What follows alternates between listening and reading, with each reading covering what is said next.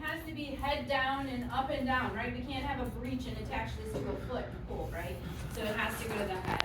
Obviously, common sense would say the membranes have to be ruptured, right? If they're intact, you're not going to be able to reach the baby's head. It's going to be like trying to put something on a water balloon, right? And then make sure that you don't have any suspicion of cephalopelvic disproportion, or CPD. That means that the baby's head is just too big to fit through the opening, right? So if that happens, we cannot use this to deliver the baby. Now, sometimes they will have a little bit of misshapenness to their heads afterward. We were talking about that yesterday because somebody's patient yours had attempted vacuum, and then they ended up having a suction. More commonly used in the past, not as much now, are the use of forceps. Again, they can use them. They always remind me of like a kitchen tong, like a salad tong, right? So they go around the baby, and they can take the baby and pull it out that way, right? But again, they follow the same kind of protocols as the vacuum, right? You have to have the head, the membranes have to be broken, all that kind of thing. And then another method of birth, we talked about vaginal births. Now we also have cesarean births, right? So they can do two different incisions. And the up and down incision was more common back in the olden days. Like my grandma had to have a C-section, and hers is up and down. Like you can see it cut all the way up to her belly button, right? So again, you can see some common reasons why we would give a cesarean birth on the screen here. So, you know, an active herpes infection, or obviously the baby's breech, things like that. But it does have complications on both the maternal side as well as on the fetal side, right? From the baby side, right, we're exposing them to a little bit of anesthesia. When we're cutting, again, we're using a scalpel. We could injure the baby when we're cutting. Sometimes the baby needs to have some resuscitation done, maybe a little bit of positive pressure ventilation afterward, or PPV. For mom, again, a risk of the wound not healing or infection, things like that. So afterward, this is an example of a picture of one closed by Steri-Strips. And I always use this example. We had one, now they used to close them at Barberton with glue. So one time they had a resident that closed by Steri-Strip. And the nurse that was taking care of the patient was unfamiliar with the closure by Steri-Strip because that's not their usual protocol. And she was an LPN, and so she told the patient to go in the shower and just start pulling the Steri-Strips off while she's in the shower. I'm like, no, don't do that. Like, so we stopped her because my student was like, the nurse told her. I'm like, no, let's go in there and get this corrected, right? So we always want to make sure that we help them understand the healing process. So they can close it by that, they can close it by suture, by glue, by staples. So again, you'll see a variety of different closures. It's usually covered initially, and then after that first 24 hours, either the provider will come by and look at it and take the dressing off, or sometimes they'll just be instructed to remove it. The biggest thing is pain control. So again, usually the first 24 hours they're giving these patients Toradol to help with their pain. And then they'll transition them over.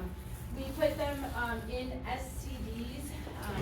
So again, that they're squeezing their lower extremities to try to prevent those DVTs, because the biggest thing is them not being able to move initially. Again, we want to make sure that that they feel strong enough when it's time to get up. And Suma gets them up a lot faster. Barberton used to get them up later. When I had my son, but that was like 14 years ago, I didn't get up until the whole next day. It was wonderful, but they changed things.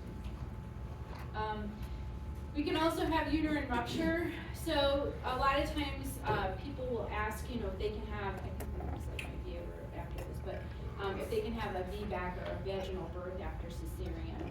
And basically the number one thing is going to be depending on that cut, right? So in a personal example of mine, I had a myomectomy, right? So they had cut my uterus once. They used that same cut to take my son. And so then when it came time to have my daughter, they said, well, you have an 80% chance risk of rupture if you wanted to try a VBAC. I'm like, I'm good with another section, right? So again, it just depends on the incision, if they can do it or not. Again, looking at risks of rupture, you can see here, again, multiple cesarean births, a larger baby, again, just thinking about, not fitting in their quarters any longer, right? So as I mentioned, the VBAC, again, this would be a mom that wants to deliver vaginally. Ms. Costello, who's your lab, I believe she did a VBAC with her second one. So again, it is something that can be done, especially if we have a mom like yesterday that was so upset that she had to push for 4 hours and then had to go have her section done. So maybe next time around that mom can have a VBAC and try to help her. Again, they'll do that trial of labor, trying to see if it's safe. If at any point in time it's not safe, they'll take a VBAC as cesarean section. With the prolapse cord, so this is when, you'll see this happen frequently when they go to break the water. So they'll break the water and the cord comes gushing out, and it also tends to happen more so with someone who has excessive fluid, so that too much amniotic fluid, right? The cord will come first, and then the baby comes down on the cord. What that does is it cuts off the blood flow, obviously, to the baby, so we don't want that to happen. How we resolve this is we take a sterile gloved hand, kind of like how they would do when they're checking the patient, and we're going to lift the presenting part, off of the cord. So if it's the head that's laying on the cord, we're going to gently lift the head up.